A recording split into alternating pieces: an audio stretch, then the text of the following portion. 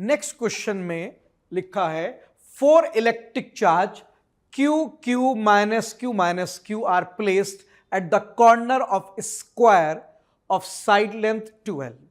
Sir diagram में सब कुछ दिया है, ये Q है, ये Q, ये दोनों माइनस Q हैं और ये एक स्क्वायर है जिसकी साइड लेंथ 12 है।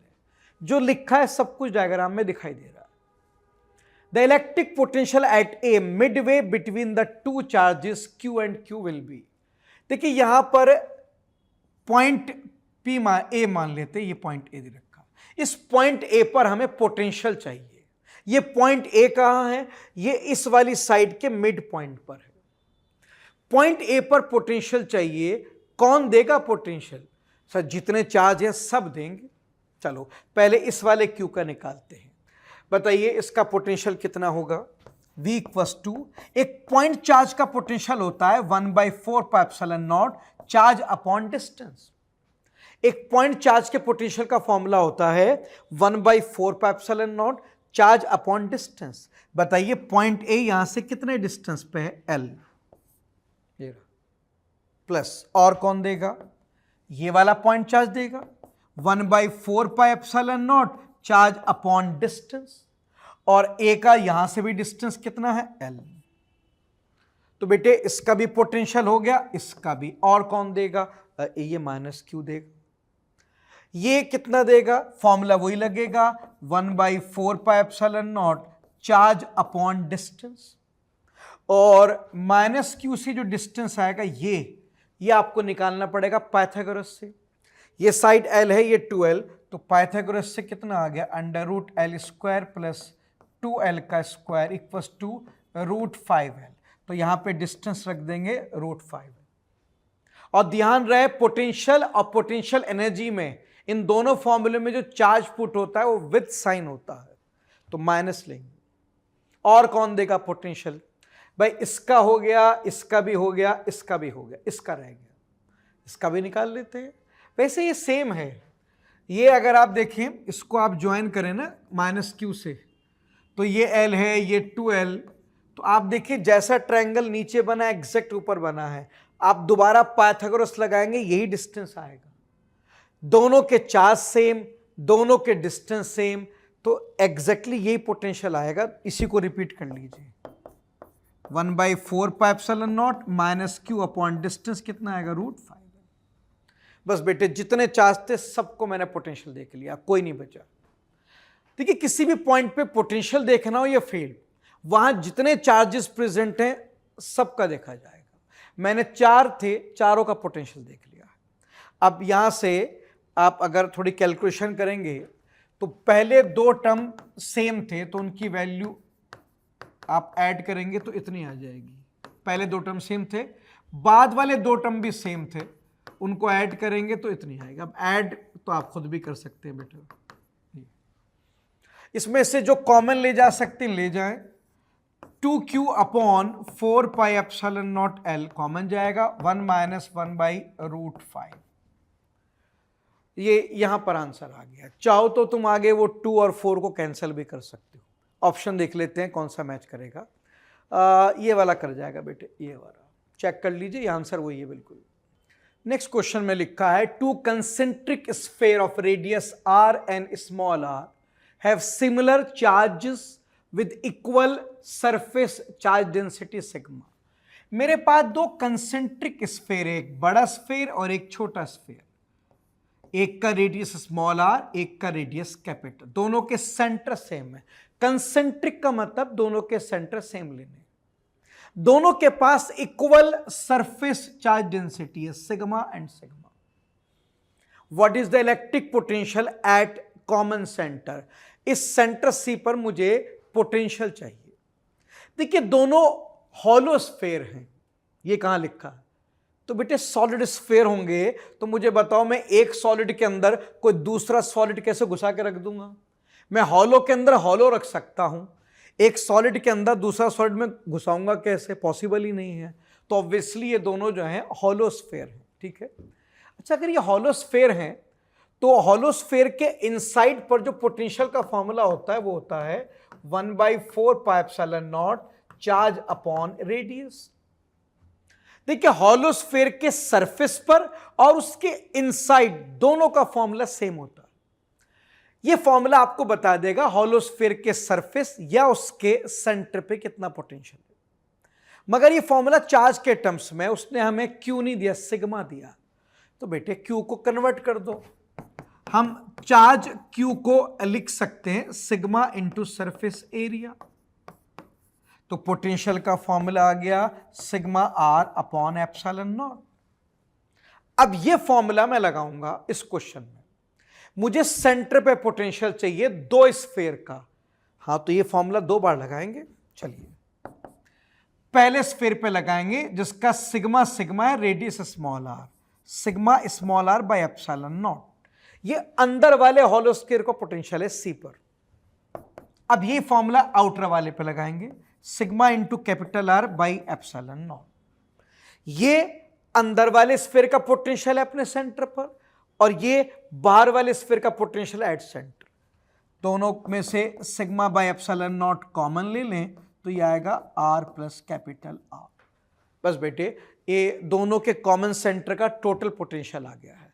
कौन सा आंसर है बेटा? ये आंसर आ गया ऑप्शन सी। चेक कर लीजिए। इस क्वेश्चन में लिखा है the electric potential at a point x y z is given bye.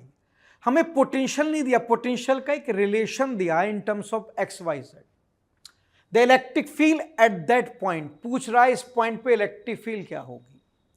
देखिए ऐसे केस में जो इलेक्ट्रिक फील्ड इन एक्स होती है वो होती है minus times partial differential of potential with respect to x. Partial differential का मतलब आप v को x के रेस्पेक्ट में डिफरेंशिएट करेंगे ये मानते हुए कि सिर्फ x वेरिएबल है, yz कांस्टेंट है। पार्शियल का मतलब होता है कि जिसके रेस्पेक्ट में आप डिफरेंशिएट करते हैं बस उसी को वेरिएबल मानते हैं, बाकी वेरिएबल को कांस्टेंट की तरह ट्रीट करेंगे। चलो कर देते हैं। मैं इलेक्ट्रिक फील्ड इन एक्स निकाल रहा हूं माइनस टाइम्स, चलो पहला टर्म है minus x square y. X square variable मानूंगा, वाई को कांस्टेंट। माइनस वाई कांस्टेंट है, मैं कुछ नहीं कहूंगा, इनटू एक्स स्क्वायर का डिफरेंशियल होगा 2x। आगे minus x z cube, z cube को कांस्टेंट लूंगा, उसे डिफरेंशिएट नहीं करूंगा, और x का डिफरेंशियल 1 होगा। 4 कांस्टेंट है, पूरा टर्म अगर कांस्टेंट हो तो डिफरेंशियल 0 हो जाता है। माइनस कॉमन ले लीजिए तो यहां से इलेक्ट्रिक फील्ड इन एक्स आ गया 2yx plus Z cube. X की इलेक्ट्रिक फील्ड इतनी आएगी। एक्स की इलेक्ट्रिक फील्ड कहां मिलेगी? आई कोफिशिएंट में मिलेगी। जरा चेक करना कितना ऑप्शन में है ये वाली फील्ड। आई कोफिशिएंट में मैच कर रही है, ये तो ठीक है। ये तो नहीं कर रही, गलत। ये भी नहीं कर रही, गलत। ये भी, आंसर आ गया। ई वाई ई जेड निकालने की कोई जरूरत नहीं है क्योंकि सिर्फ एक्स कंपोनेंट से ही आइडेंटिफाई हो गया कि आंसर ए आएगा। अब आप वाई जेड निकालें कोई फर्क नहीं पड़ता, मैं निकाल देता हूं, लेकिन अब जरूरत नहीं है, आंसर आ गया है। ठीक है, अब सिमिलरली हम ई वाई निकालेंगे। उसके लिए हम क्या करेंगे? ई वाई वाला फॉर्मूला लगाएंगे, minus times differential of potential with respect to Y.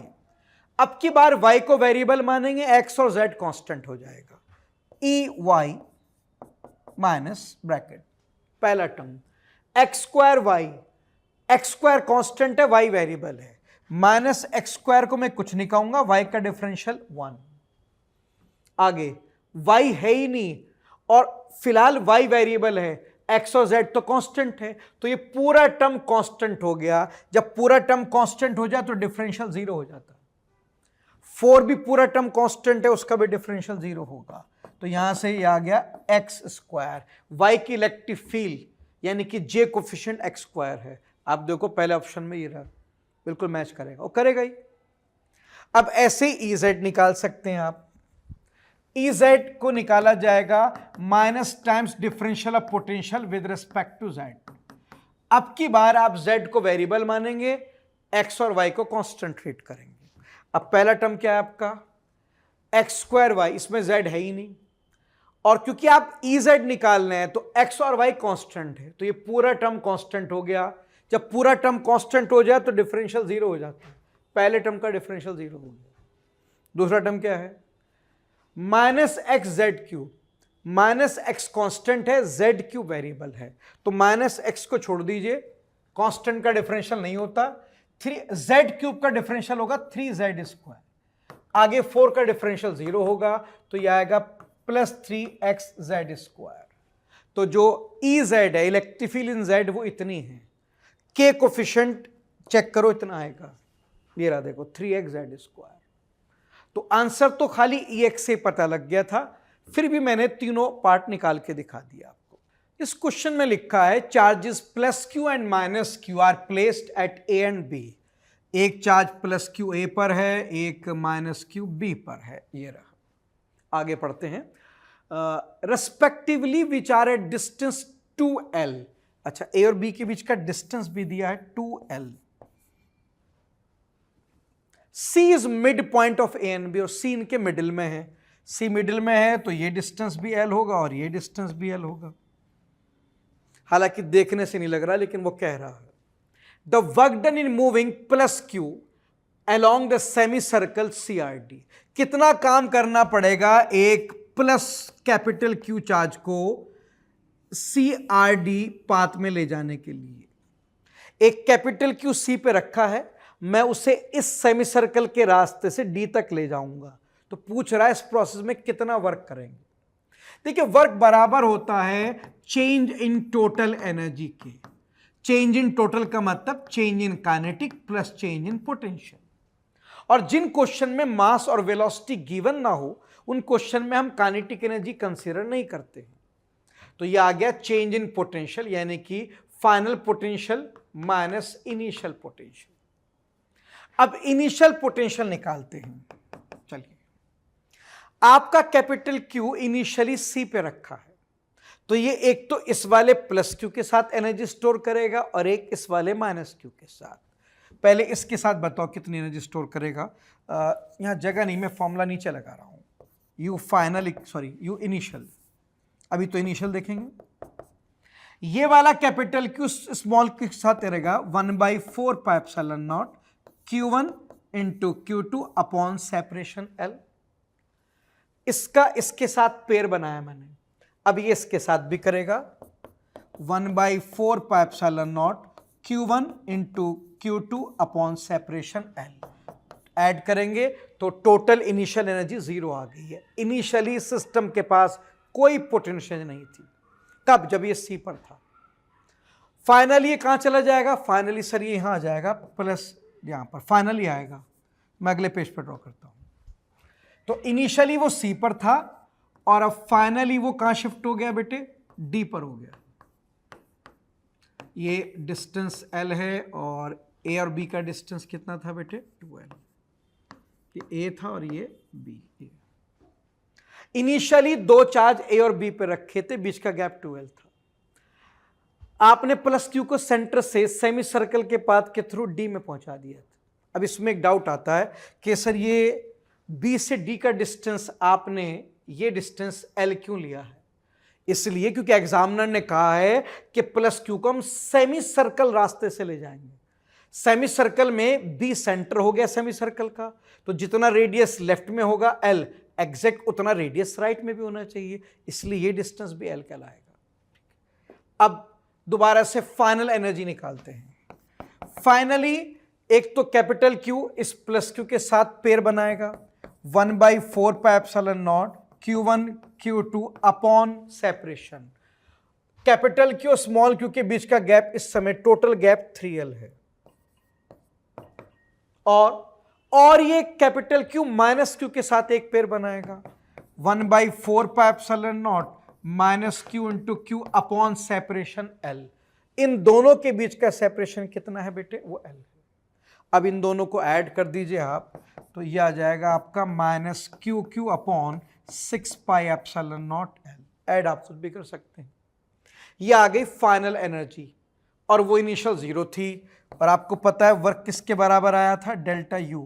तो फाइनल में से इनिशियल माइनस करेंगे तो बेटे इतना आंसर आ जाएगा। इतना वर्क करना पड़ेगा इन नेगेटिव। आपको नेगेटिव वर्क आपको नेचर बता रहा है, इसका मतलब यह है कि आप जो वर्क करेंगे वो फोर्स के अगेंस्ट करेंगे, यानी कि आपने जो डिस्प्लेसमेंट दिया है वो वहां के प्रेजेंट इलेक्ट्रोस्टैटिक फोर्स के अगेंस्ट किया है।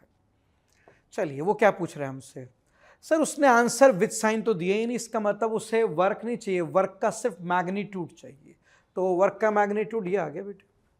वैसे विद साइन नेगेटिव वर्क हुआ है, मगर उसने हमसे पूछा है work done in moving A charge, बस वर्क पूछा है और नेगेटिव साइन कहीं दिया ही नहीं, इसका मतलब उसे सिर्फ वर्क का मैग्नीट्यूड चाहिए। क्या ऐसे माइनस हटा सकते हैं? हाँ, अगर वो माइनस डायरेक्शन बता रहा है या नेचर तो आप हटा सकते हैं, आप खाली वैल्यू बता सकते हैं। देखिए अगर माइनस उसके वैल्यू का पार्ट है तब तो नहीं हटा सकते, लेकिन most of the time minus value का पार्ट नहीं होता। Most of the time minus क्या तो किसी वेक्टर का डायरेक्शन बता रहा होता है या माइनस किसी की नेचर बता रहा होता है। सिर्फ दो ही चीज दुनिया में ऐसी है जहां पर माइनस जो है वो वैल्यू का हिस्सा होता है, एक है एनर्जी और दूसरा है पोटेंशियल।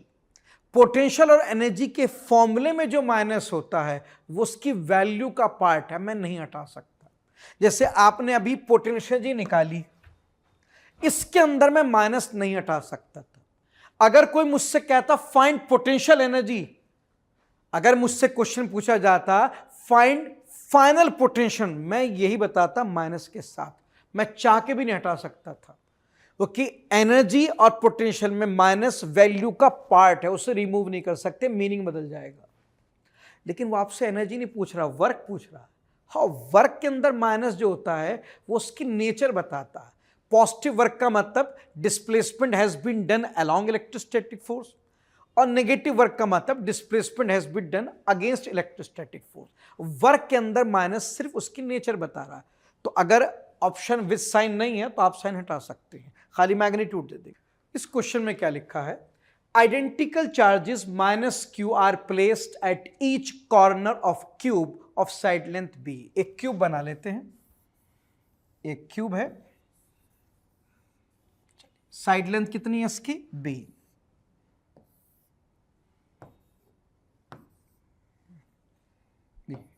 और आपको पता क्यूब के 8 कॉर्नर हैं, हर कॉर्नर पे माइनस क्यू चार्ज रखा है, तो रख दो माइनस क्यू चार्ज।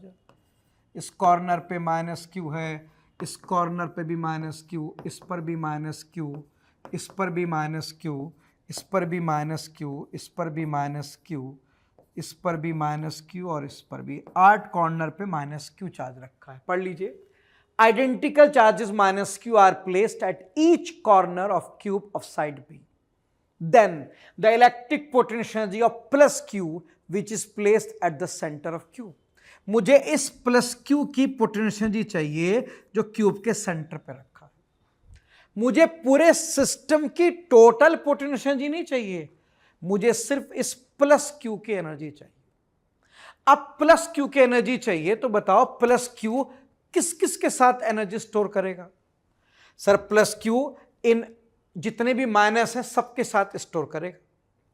सबसे पहले तो ये प्लस क्यू इस माइनस क्यू के साथ पेयर बनाएगा। आपका प्लस क्यू क्यूब के सेंटर पे है और माइनस क्यू कॉर्नर पे है। अब ये हम क्लास में पढ़ते हैं कि क्यूब के सेंटर से कॉर्नर तक का जो डिस्टेंस होता है वो √3 टाइम्स ऑफ साइड लेंथ का हाफ होता है। ये हम क्लास में पढ़ते हैं। क्यूब के सेंटर से क्यूब के कॉर्नर का जो डिस्टेंस होता है वो √3 टाइम्स साइड लेंथ अपॉन 2 होता है। अब अगर प्लस क्यू माइनस के साथ एनर्जी स्टोर करेगा तो फॉर्मूला लगाओ, 1/4 pi epsilon not Q1 Q2 upon distance कितना है √3b/2। तो आपके प्लस क्यू ने एक पेयर तो इस माइनस क्यू के साथ बनाया, ऐसे ये और माइनस के साथ भी बनाएगा, और सारे चार्ज आइडेंटिकल हैं तो आप बार बार पेयर मत बनाएं। एक पेयर बन गया इनटू नंबर ऑफ पेयर से मल्टीप्लाई कर दें तो सारे पेयर अपना आप कंसीडर हो जाएंगे। कितने बनेंगे? सर माइनस क्यू 8 है तो टोटल ऐसे ऐसे 8 पेयर बनेंगे इस तरह से। अब आप 2 को पढ़ ले जाइए तो u आ गया आपका -16q² upon 4 pi epsilon not √3b।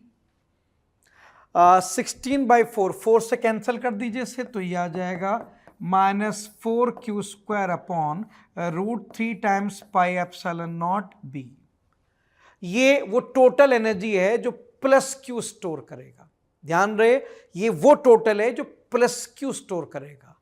मैंने पूरे सिस्टम का टोटल नहीं निकाला, उसके अंदर मुझे और पेयर भी लेने पड़ेंगे। मैंने सिर्फ वो पेयर कंसीडर किए हैं जो तुम्हारे प्लस क्यू ने बनाए हैं माइनस क्यू के साथ मिलके। तो इसका आंसर बेटे ये आ जाएगा, चेक कर लीजिए। देखिए इस क्वेश्चन में लिखा है dipole is placed in an electric field as shown. Electric field ये है, ये जो डॉटेड एरो है ना, ये इलेक्ट्रिक फील्ड के एरोज हैं ऐसे। और आप देख सकते हैं इलेक्ट्रिक फील्ड के एरोस के बीच का गैप इंक्रीज हो रहा है।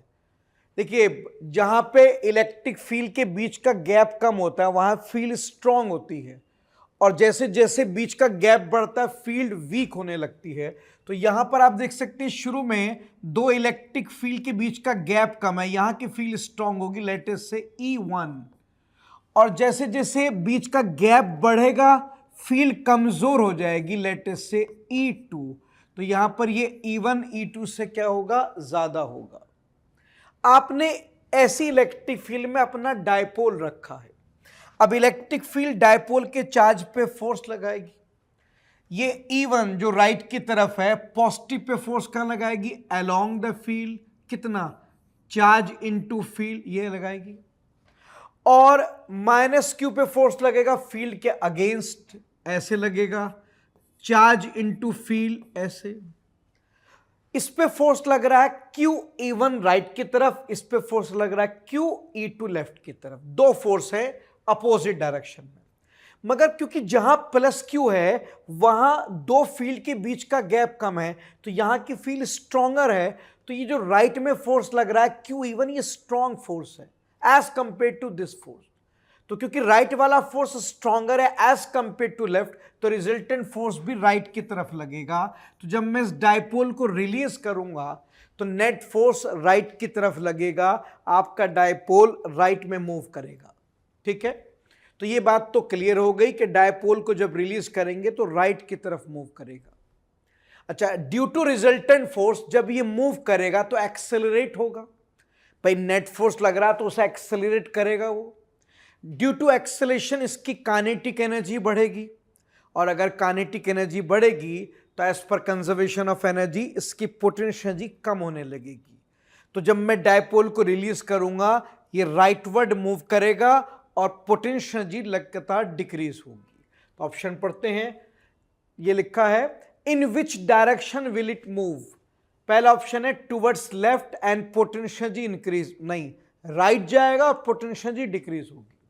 Towards right and potential energy will decrease, ये ऑप्शन करेक्ट ऑप्शन है हमारा, चेक कर लीजिए।